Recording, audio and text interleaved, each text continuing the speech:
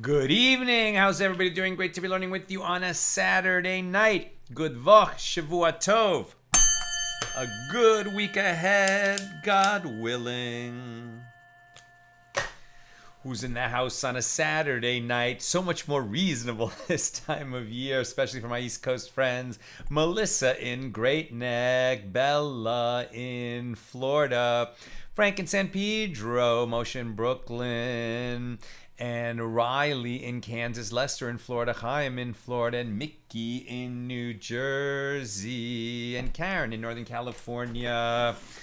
Great to be with you. Reminder, no class tomorrow. Going on this whirlwind trip. Headed to Brooklyn, Moishi. Be in Crown Heights tomorrow morning, God willing. And then at the Kinnis HaShluchim, the great gathering of Chabad rabbis from around the world at that convention. And, gala, the gathering. And then flying right back. So hopefully back in LA late tomorrow night. And then we should have class at our regular time on Monday. Again, God willing.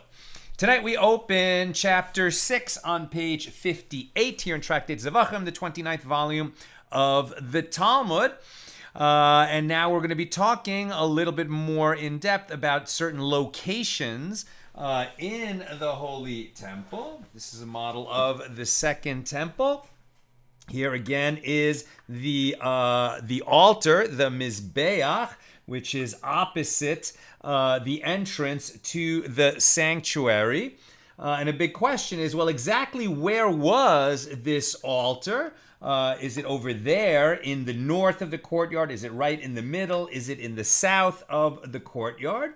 And tonight, a very interesting question. We know that animals were slaughtered in other places of the courtyard for sacrifices of the highest sanctity, like sin offerings and guilt offerings. They had to be slaughtered in the north. That would be up here, right? So make it more seeming like the north, right? Up here, this is the northern area of the courtyard where those sacrifices were slaughtered. Well, what if a sacrifice was slaughtered on the altar itself? I can't even. Okay.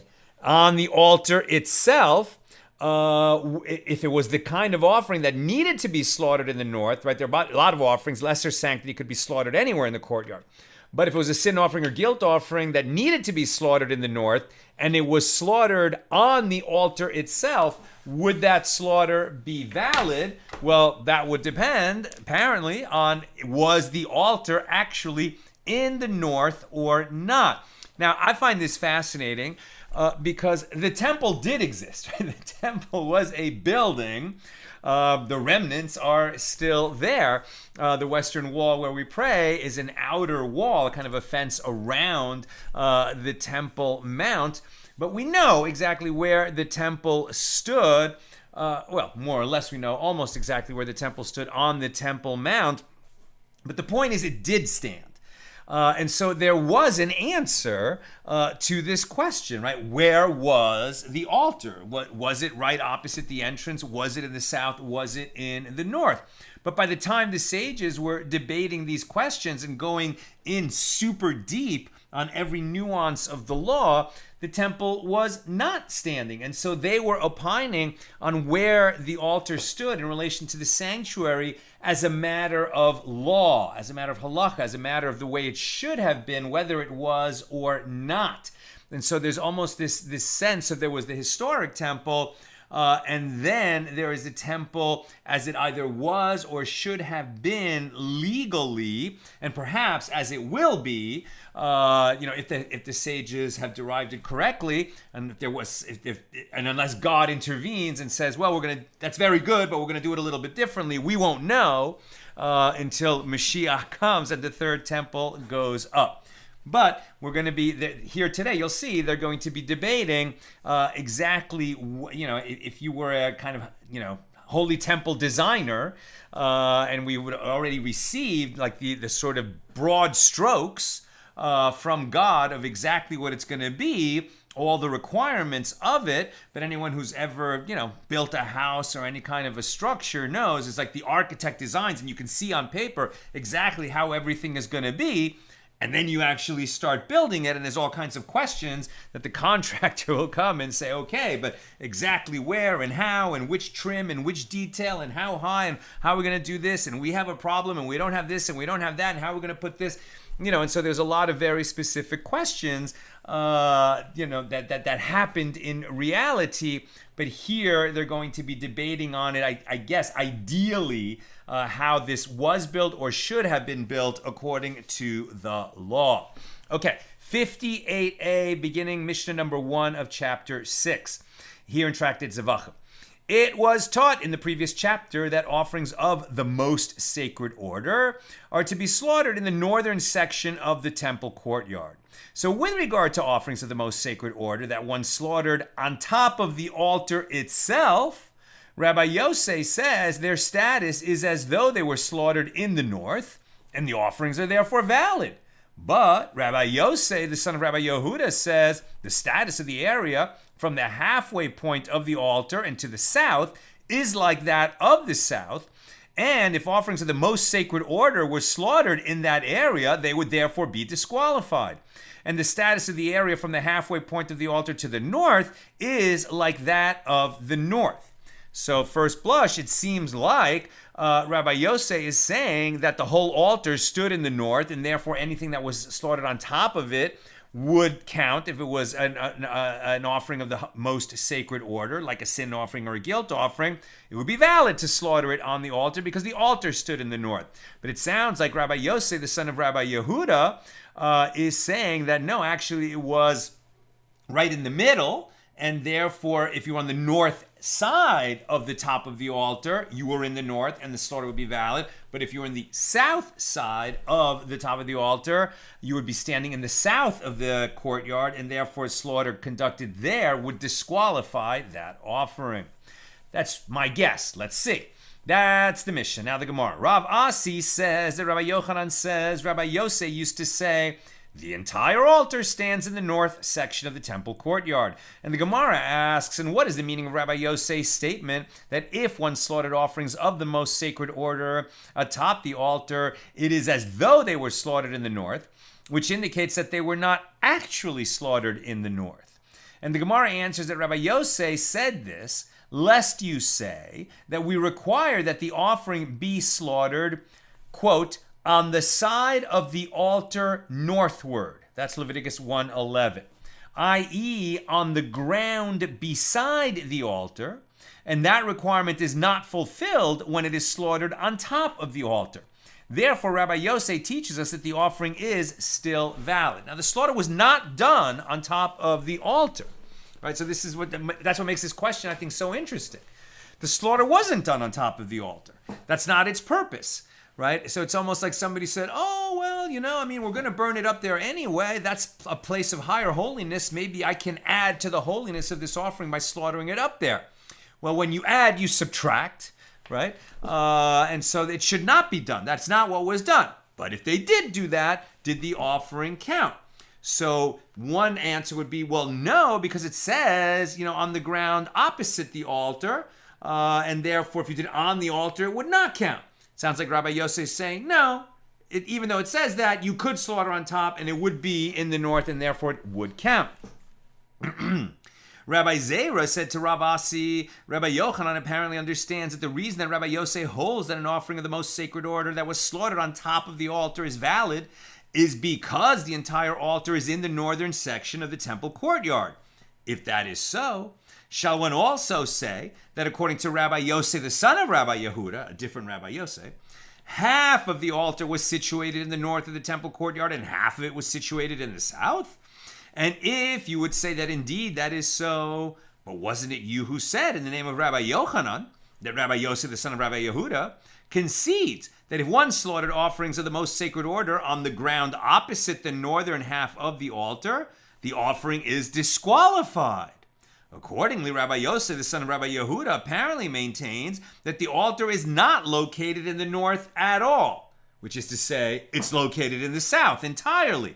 If so, why would offerings on the top half, on the northern half of the top of the altar, not disqualify the offering? Rav Asi said to Rabbi Zera, Rabbi Yochanan's statement with regard to Rabbi Yossi's opinion is an independent statement rather than an inference from this Mishnah. And with regard to the dispute in this Mishnah, this is what Rabbi Yochanan says. Both of them derive their opinions from one verse. An altar of earth you shall make for me, and you shall slaughter upon it your burnt offerings and your peace offerings. Now, this is, what's going on? We've had this like a little bit of a difficulty before. We know that there was two altars in the wilderness that they carried around with them. One was the golden altar, right? That's the incense altar that stood inside the sanctuary where the incense was burned.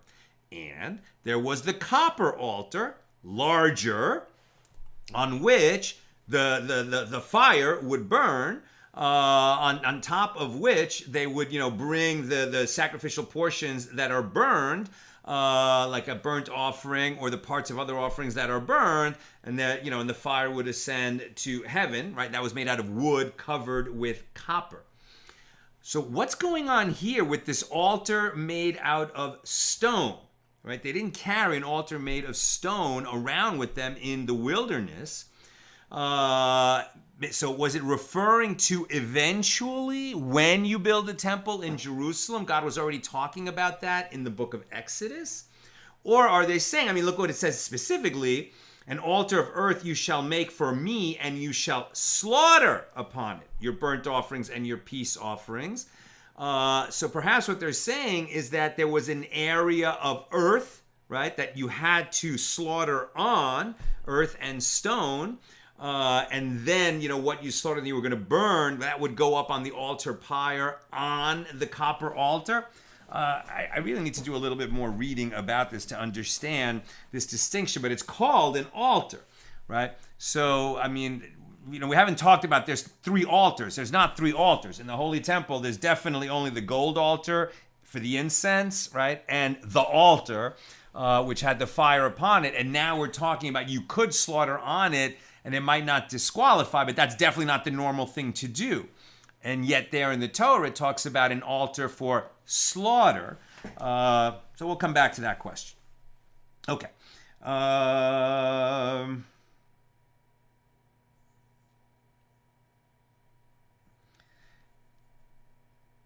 Yeah, it's funny. They're talking about the altar as if, here there's a note, right?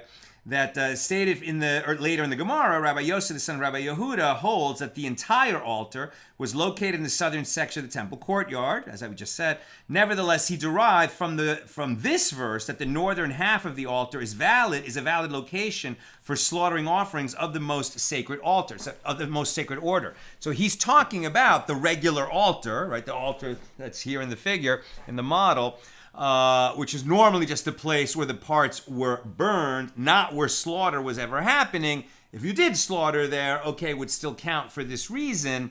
But it's just interesting that the altar was made of stone in the Holy Temple. It wasn't made of stone when they were carrying around the tabernacle in the wilderness. Okay, let's keep reading. So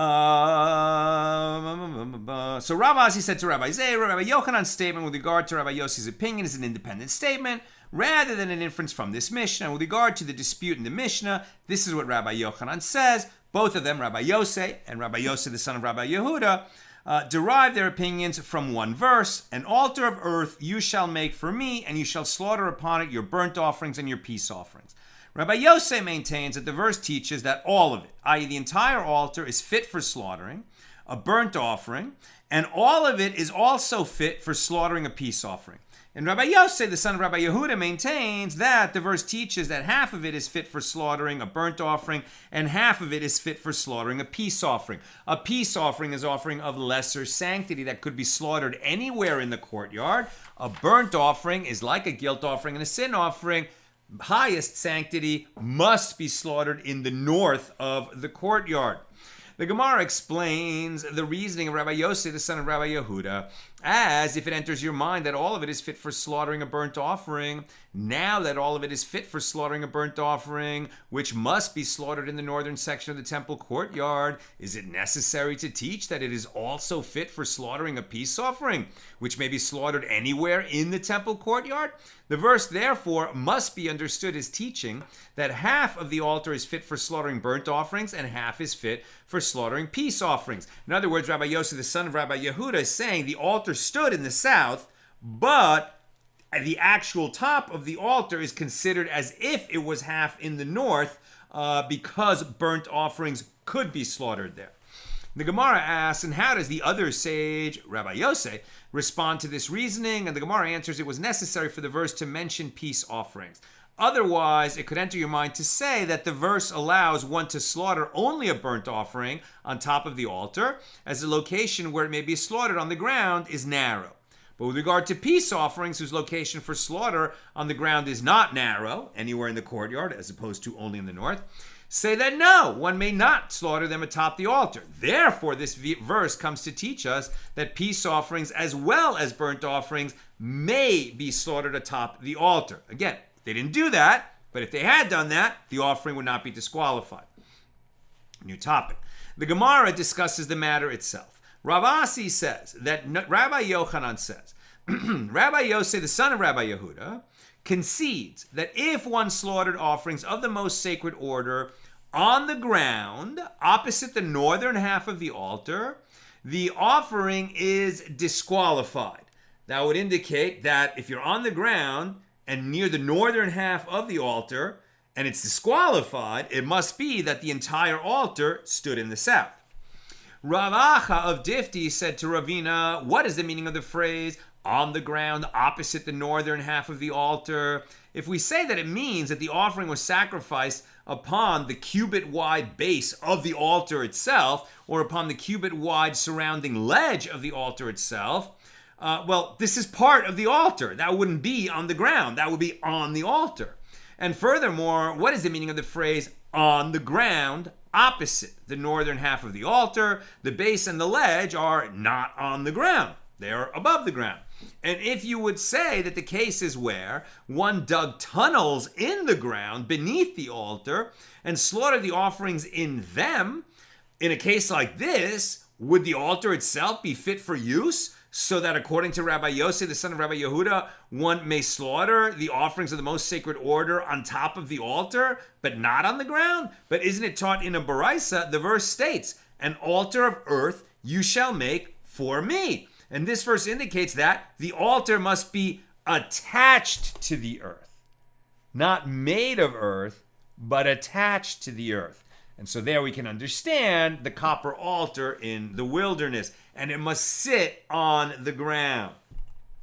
This verse indicates that the altar must be attached to the earth, so that one may not build it on top of tunnels, nor on top of arches. Right? If you knew that the ground underneath was hollow, then you would not be satisfying the requirement that the altar, the Mizbeach, the main altar, right, where the animals were burned, where the altar pyre stood, needed to be on the ground and on solid ground. The Gemara answers, no. It is necessary to have the phrase on the ground opposite the northern half of the altar in order to teach the law in a case where one minimized the dimensions of the altar and slaughtered the offerings on the ground where the northern half of the altar had previously stood. So that's a way to understand, what do they mean by this phrase? Okay, well, if you slaughtered where the altar had been, now you're on the ground. Is it going to be valid? Well, it's only going to be valid if you're in the northern half of the courtyard, because that is specifically and explicitly stated in the Torah that the offerings of the highest sanctity, most sacred order, need to be slaughtered in the north of the courtyard. So if it would count, if you slaughtered on the ground where the altar had been, if you remove the altar, then you understand that you're in the north. New topic. The Gemara returns to discuss Rabbi Yochanan's statement that according to Rabbi Yosei, the entire altar was located in the northern section of the temple courtyard. Right, so just to sort of keep this in mind, the way they have some figures here,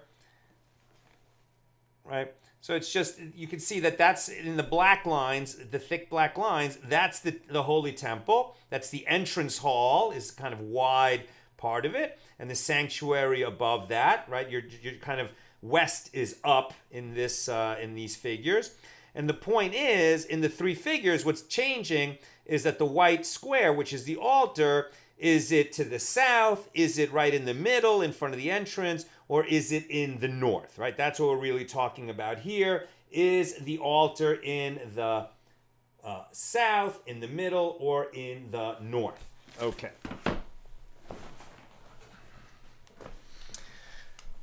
Where was I? Where was I? Yeah, previously. Okay. The Gemara returns to discuss Rabbi Yochanan's statement that according to Rabbi Yosei, the entire altar was located in the northern section of the temple courtyard. Now, the Gemara had mentioned that Rabbi Yochanan's statement is an independent statement, not based on this Mishnah. Rabbi Zera said, is it possible that this statement of Rabbi Yochanan is correct, and yet we did not learn it in any Mishnah? So Rabbi Zera went out and examined the matter, and he discovered a Mishnah that alludes to Rabbi Yochanan's statement. And we learned it in Mishnah Tamid 2:5. The priest selected fine wood of a fig tree from the chamber of firewood with which to lay out a second arrangement of wood on the altar. Okay, so this is so interesting. Well, here you just use your imagination. So the top of the altar is a square, right? It is.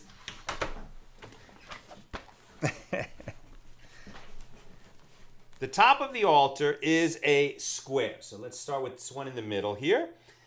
This is the top of the altar, and basically in the middle of the altar is the main fire, the altar pyre, Pyre, and that's where they would bring up the parts of animal offerings that were to be burned on the altar, and they would be burned there in the big altar fire. But there was a second fire up there, and remember that in the holy temple, as opposed to the copper altar in the wilderness, once the temple was built, this is very large, right? The top here is like a big room, let's say. I think 15 cubits by 15 cubits, wasn't it? Or 20 cubits by 20 cubits. I mean, it's a big space. There's lots of room up there to have kind of a bonfire in the middle and another smaller fire. And that's what we're going to be talking about now, which seems to be in the corner here. Or if the altar was in the south, it would be in the corner here. Or if the altar was in the north, it would be in the corner here. And this smaller fire, and the reason why they would move it depending on where the altar stood, either in the center of the courtyard or in the north or in the south, that little fire needed to be opposite the entrance to the sanctuary. And that little fire is a place where they would burn wood, special wood, and produce coals. And those coals would be taken inside the sanctuary and placed on the gold altar, the incense altar.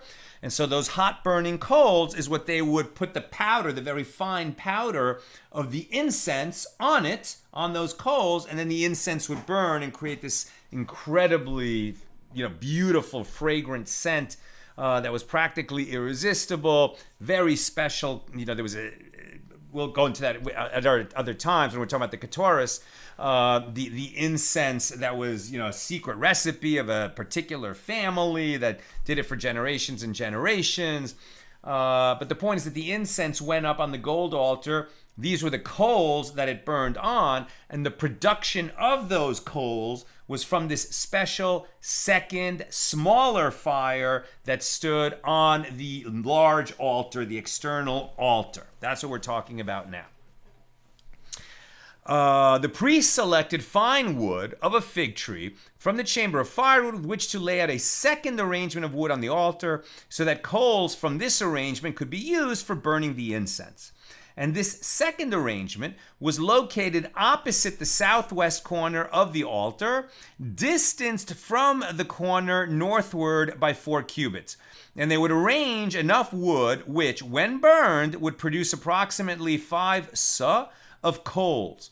And on Shabbos, there was enough wood to produce approximately 8 sa of coals, as they would place there the 2 bowls of frankincense of the showbread. And the Gemara asks, and what is the significance of the Mishnahs defining the precise location of the arrangement, the second fire, and the fact that this is where the frankincense is burned? And the Gemara embarks on a lengthy discussion to answer this question. This Mishnah is in accordance with the opinion of Rabbi Yosef, who holds that the arrangement of wood and the burning of the frankincense must be in that precise location as it is taught in a Baraisa, which we're now going to read on page 58b. Rabbi Yosef says, this is the principle of where sacrificial items are placed on the inner and outer altars. Any sacrificial item that is taken from the altar located inside the sanctuary in order to be placed on the altar outside the sanctuary in the temple courtyard may be placed only on the area of the altar that is near the sanctuary, so that there is no area closer to the inside of the sanctuary. It must therefore be placed on the part of the external altar closest to the entrance to the sanctuary. And, right, so we know, like when they would do the sprinklings inside the sanctuary on Yom Kippur, or a bull that was brought for a communal error, and there was sprinkling inside the sanctuary, and then the remainder of that blood would be taken outside and poured on the base of the altar, the closest to it, right? As soon as the priest walked outside of the sanctuary, the closest point on that external altar they would come to is where he would pour it out.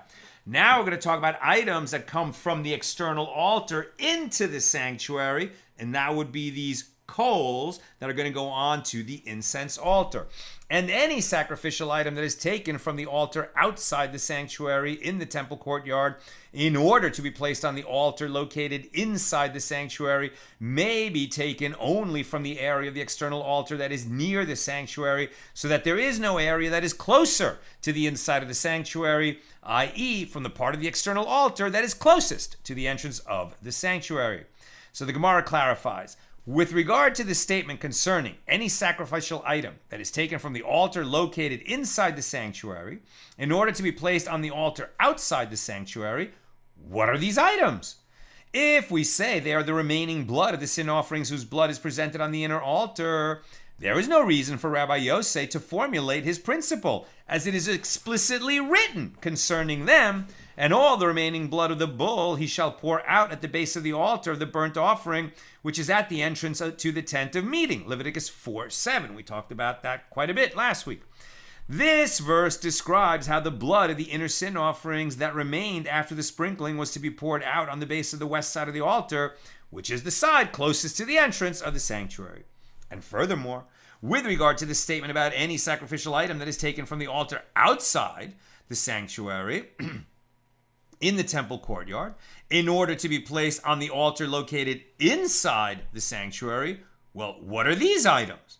If we say that they are the coals of the Yom Kippur service, which must be taken from the western side of the altar, it is explicitly written concerning them, and he shall take a coal pan full of coals of fire from off the altar before the Lord.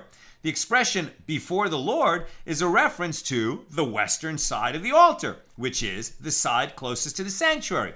So we already know those things. So what is it that Rabbi Yosei is telling us? So rather, Rabbi Yosei's statement with regard to any sacrificial item that is taken from the altar that is located inside the sanctuary in order to be placed on the altar outside the sanctuary, he must be referring to the 2 bowls of frankincense of the showbread.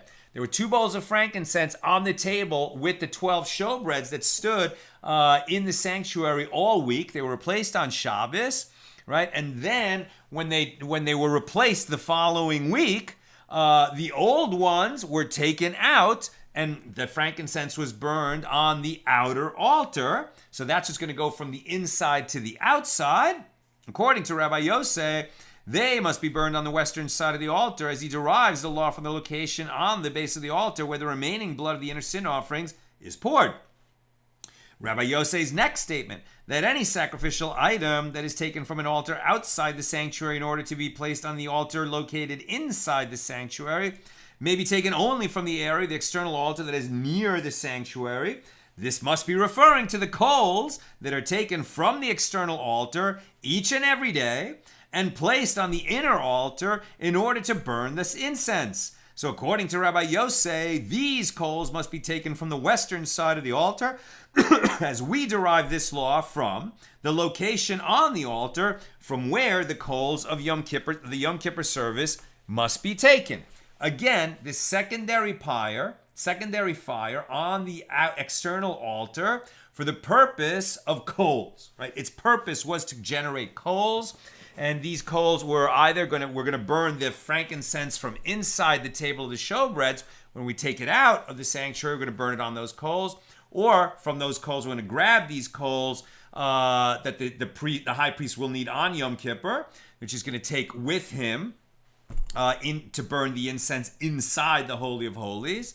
That's only on Yom Kippur, but we already know that. And so what we're learning here is that there were coals taken from that secondary arrangement, which is its purpose was to produce coals every day for the daily incense burning. The coals would come from this location on the external altar and be brought inside to the golden altar, i.e. the incense altar. And the point of all this is to tell you that that secondary arrangement on the main large external altar had to be in a position on that external altar where it would be the closest that it could be to the entrance to the sanctuary. The Gemara discusses Rabbi Yosei's opinion that the second arrangement of wood was placed 4 cubits north of the southwest corner of the altar.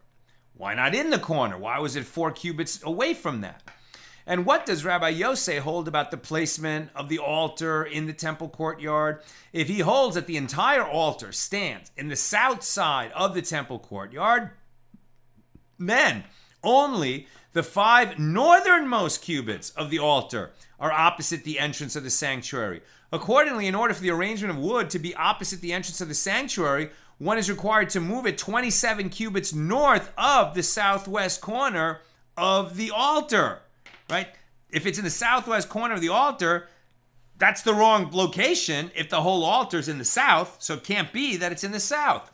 The Gemara continues, and even if Rabbi Yosei holds that the level of the sanctity of the sanctuary and the entrance hall is the same, so that the arrangement of wood can be opposite the entrance hall, which is 10 cubits wider than the entrance to the sanctuary, his opinion is still difficult. In order for the arrangement of wood to be opposite the entrance hall, one would still be required to move it 22 cubits north of the southwest corner of the altar. So if it's in the southwest corner of the altar, that tells you that the altar is not in the south. The altar must have been further north than that. That's what they're saying. And the Gemara continues, and even if Rabbi Yosei holds that half of the altar was located in the north side of the temple courtyard and half in the south, right? So it was right in the middle. In order for the arrangement of wood to be opposite the entrance to the sanctuary, one would still be required to move it 11 cubits to the north if it was located in the southwest corner of the altar. And if one suggests that rather he holds that the sanctity of the sanctuary and the entrance hall is one matter, i.e. equal, because the doorway of the entrance hall is wider than the doorway of the sanctuary, then one would still be required to move the arrangement of wood 6 cubits from the southwest corner in order to be opposite the entrance hall. If we're saying at all that it stood in the southwest corner of the altar, which we seem to be saying elsewhere, that tells you that the altar could not have stood in the south and it could not have stood in the middle. It must have stood more toward the north. And of these 4 cubits, rather, is it not that Rabbi Yossei's opinion that the arrangement of wood was located 4 cubits from the altar's southwest corner is due to the fact that he holds that the entire altar stands in the north side of the temple courtyard. Accordingly, only the 5 southernmost cubits of the altar were opposite the entrance to the sanctuary. And of these 4 cubits, from which the arrangement of wood was distanced from the southwest corner of the altar, and that would be the reason to distance it, 1 cubit was the base of the altar, and 1 cubit was the surrounding ledge of the altar, and 1 cubit was the place where the corners of the altar were located, and another cubit was the place of the feet of the priests, i.e. the space for the priest to walk around the perimeter of the surface of the altar in order to perform the sacrificial rites. And the arrangement of wood was located specifically in that location, as if one were to move it farther away from the southwest corner of the altar, it would no longer be opposite the entrance to the sanctuary. And this proves that according to Rabbi Yossei, the entire altar was located to the northern side of the temple courtyard, as stated by Rabbi Yochanan. The Gemara challenges this proof by suggesting an alternative explanation of the Mishnah in Talmud. Rav Ada bar Ahava said, in accordance with whose opinion is this Mishnah, it is in accordance with the opinion of Rabbi Yehuda, as it is taught in a Baraisa that Rabbi Yehuda says the altar was centered and standing precisely in the middle of the temple courtyard, and it was 32 cubits wide. Okay, 32 cubits. It's even bigger than I was remembering. 32 cubits, even if that's at the base, then by the time you get to the top, I think it's 28 cubits. 28 cubits, right? That would be 28 plus 14, 42 feet by 42 feet, right? It's a large room, right? A large space at the top of the altar. So as you're imagining this, it's a large space that we're talking about. Okay, the altar was centered and standing precisely in the middle of the temple courtyard, and it was 32 cubits wide.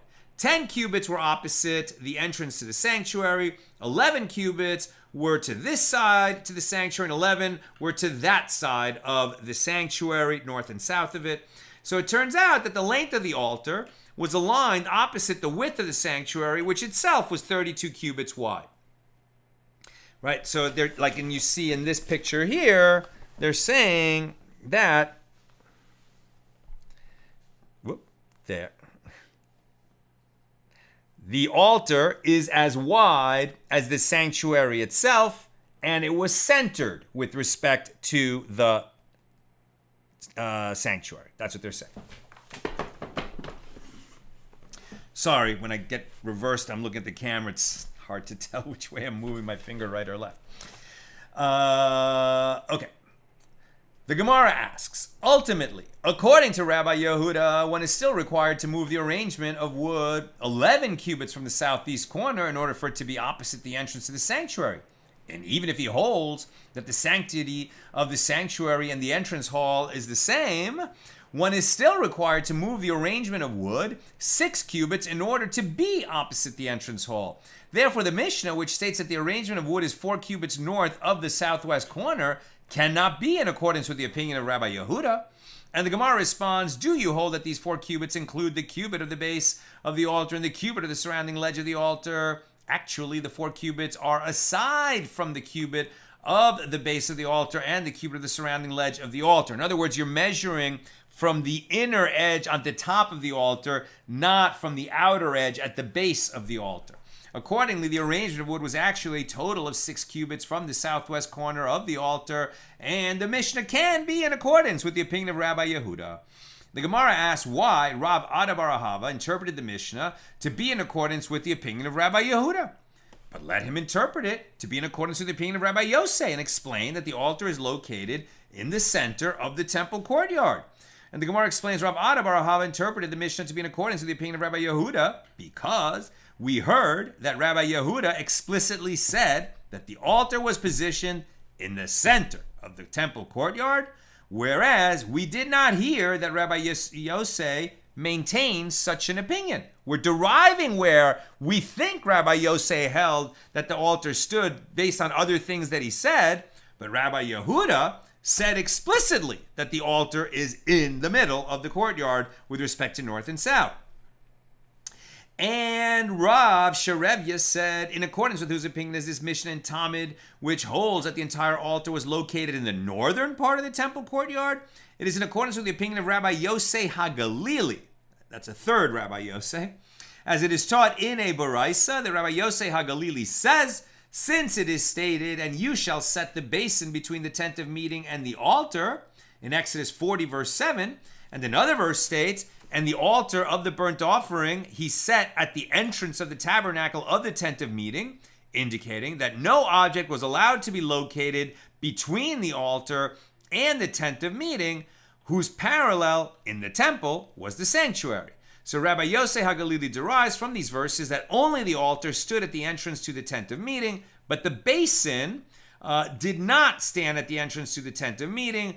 Where would they place the basin? It was placed between the entrance hall and the altar, extended slightly toward the south. Therefore, although the basin was closer to the sanctuary than the altar was, it did not actually stand between the altar and the sanctuary.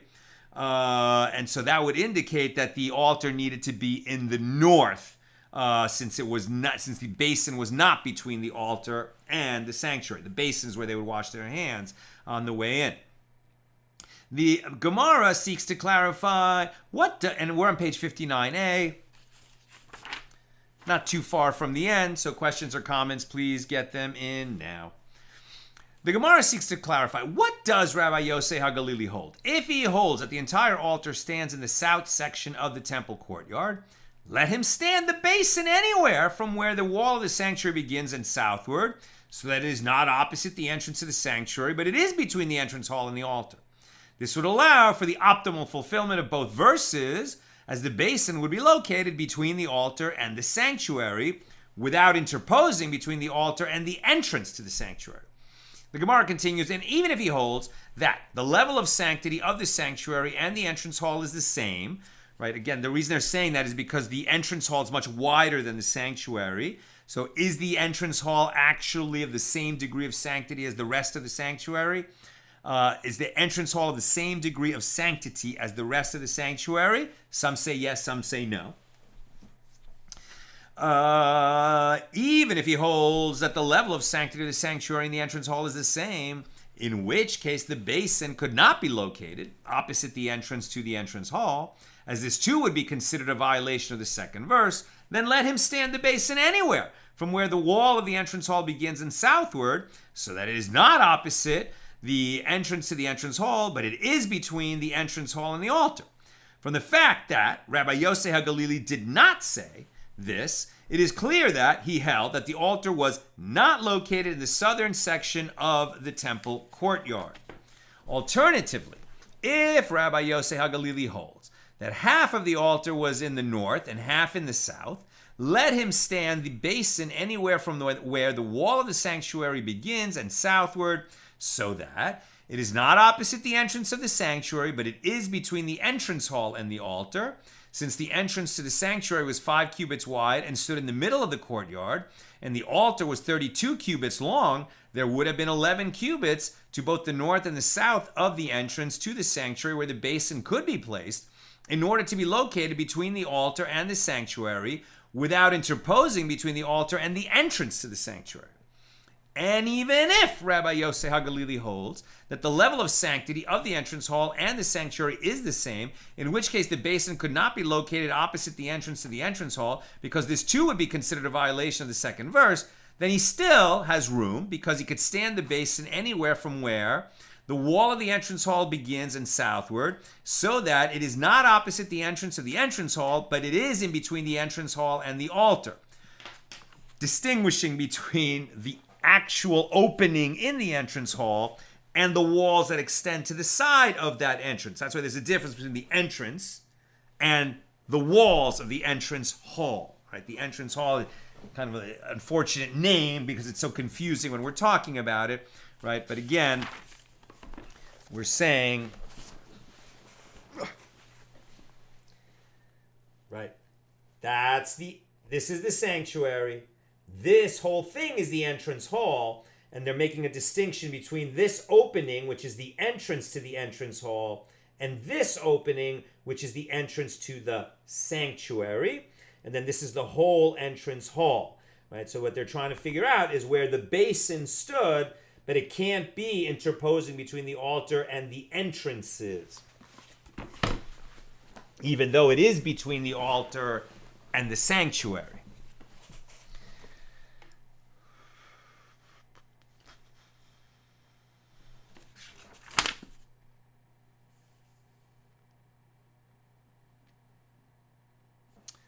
And even if Rabbi Yosei Galili holds that the level of sanctity of the entrance hall and that of the sanctuary is the same, in which case the basin could not be located opposite the entrance to the entrance hall, because this too would be considered a violation of the second verse, let him stand the basin anywhere from where the wall of the entrance hall begins and southward, so that it is not opposite the entrance to the entrance hall, but in between the entrance hall and the altar. Why does Rabbi Yosei HaGalili require that the basin be placed in the south, south of the altar? And the Gemara concludes, rather, is it not due to the fact that Rabbi Yosei HaGalili holds that the entire altar stood in the north section of the courtyard? Excuse me. So the Gemara asks, even if this is the case, why does Rabbi Yosei HaGalili require that the basin be located to the south of the altar so that it is not actually in between the altar and the sanctuary? Even if you stand it anywhere from the wall of the sanctuary, from where the wall of the sanctuary begins and northward, it would not interpose between the altar and the entrance to the sanctuary, but it would actually be located in between the entrance hall and the altar. Just do it now flip side in the north rather than the south, where we started this discussion.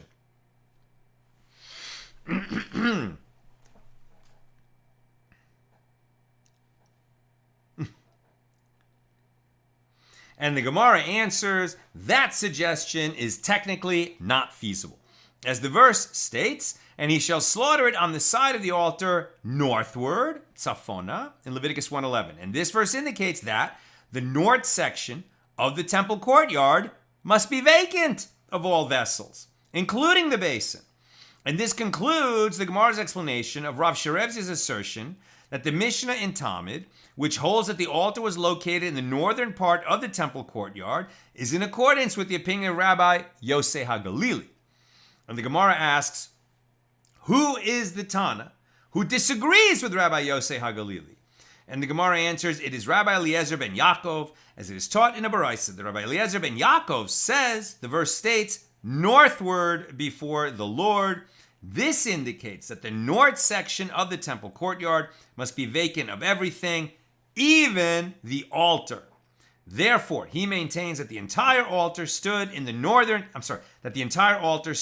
southern section of the temple courtyard. You see why this is confusing in the sense that it generated disagreement among the sages about, not the basin was somewhere, the altar was somewhere.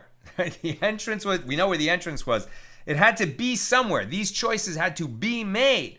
But this level of debate and nuance had not been reached during the years when the temple actually stood. So they're debating either where they're debating where it actually stood, because I guess the memory of it was lost, or they didn't know practically. They didn't have photos, right? They didn't have blueprints. That kind of evidence didn't survive, so they're basing it on, well, according to the law, where must it have stood? If King Solomon, right, who obviously had communication through the prophets directly with God, and was told exactly how to do it, well, they're debating exactly where it stood so that it satisfied all the requirements. That's what I've got for us today. There are no questions. So with God's help, we'll be together again Monday at the regular Monday time, 6 p.m. Pacific. Have a great night. Good luck.